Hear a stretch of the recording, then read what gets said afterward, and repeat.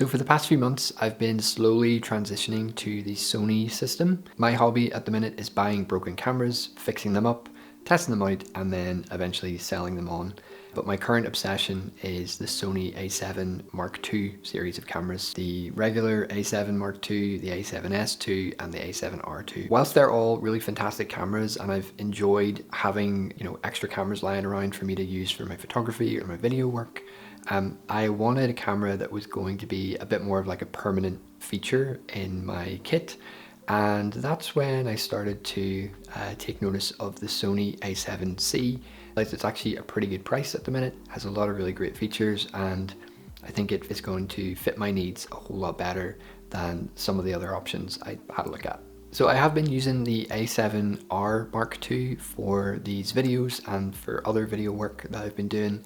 And whilst the autofocus on the A7R II is actually fairly usable, the A7C tracking both in photo and video just far surpasses what the A7R II is able to do. I also, as I mentioned, have had a few A7S IIs, which the autofocus is just basically unusable. You've really just got to think of those as a manual focus camera. So using older lenses or putting your more modern digital lenses into manual mode. That's really the only option for the A7S II in my opinion. My background is more in the Fujifilm cameras, and I owned an X Pro 2 for maybe 3 or 4 years.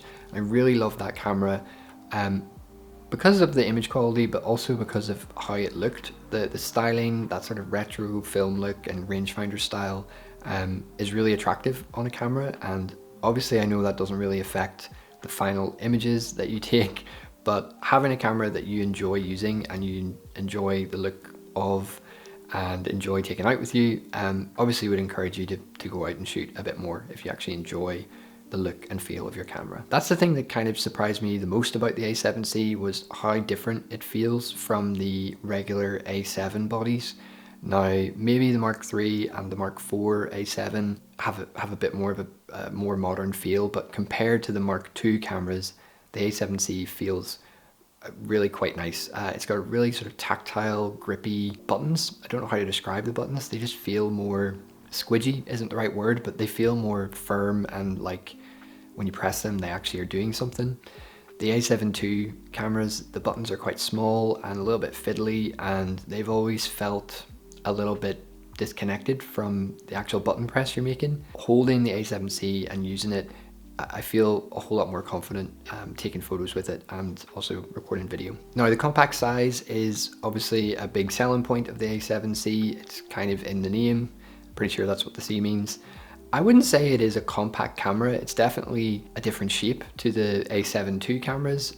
When you compare it size-wise, I kind of get what they're saying, but it's still a full frame, fairly large camera, especially when you're pairing it with a lens. Now, the lenses that I have are all, I guess, compact lenses as well, but it's not exactly like a pocket size setup. You can easily throw it into a small bag or into a backpack. It's not too heavy to be carrying around on your shoulder all day if you've got it on a strap. But yeah, I think they're maybe overselling the compact name or the compact nature of the camera. That being said, because it's the compact series, this Mark I is missing some features that you might be used to on other cameras. So for example, on the front of the camera, you don't have a little scroll wheel that would usually be set for aperture or shutter speed. I don't really use it all that much. I prefer aperture priority mode, and I usually use auto ISO and just control everything with exposure compensation, so I don't miss that front scroll wheel too much. It's also missing a joystick, which I don't think the A7, I don't actually even know. Let's grab one. Yeah, so this is the A7 Mark II, and it doesn't have a joystick either, so I'm not really used to that anyway, which is maybe why I didn't notice that it was missing. The last sort of compromise with this more compact size of camera is the viewfinder. Now, I've seen a lot of people online talking about how bad the viewfinder is on this camera. I think they're maybe overstating how bad it is. I think it's a very usable viewfinder, and weirdly, I've ended up using the viewfinder on this camera more than I use on the A7 cameras, which have a much better viewfinder. in terms of like the magnification and the resolution. This viewfinder is a little bit more like you're looking through a tunnel in a way. It's hard to describe and hard to show on video, I think. But when you hold it up to your eye, you're able to see the full frame right away, which is good. So you're seeing the full 4 corners of the image.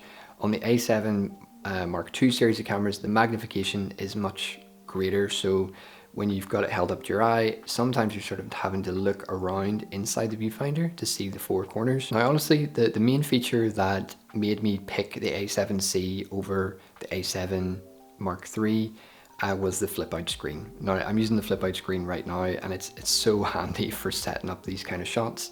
I had been getting by using a little external monitor, and that works great. But for me to make videos, I need to reduce the amount of friction a whole lot. I do not want to be spending time setting up a monitor and then finding that the battery isn't charged and then trying to find the HDMI cable, plugging that in, and suddenly you're trying to make a really short YouTube video and you've got a fully rigged out camera just to do a talking head shot.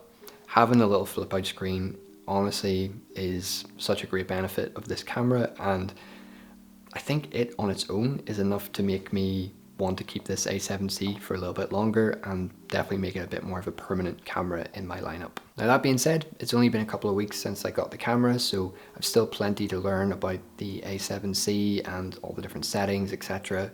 But I can say it is a very comfortable camera to use, and I can definitely see it being part of my kit for a long time to come. Thank you so much for watching. Hopefully this helps you if you're trying to decide between a few other cameras and the A7C. If you have any questions, leave them in the comments below. But for now, thanks for watching. Bye bye.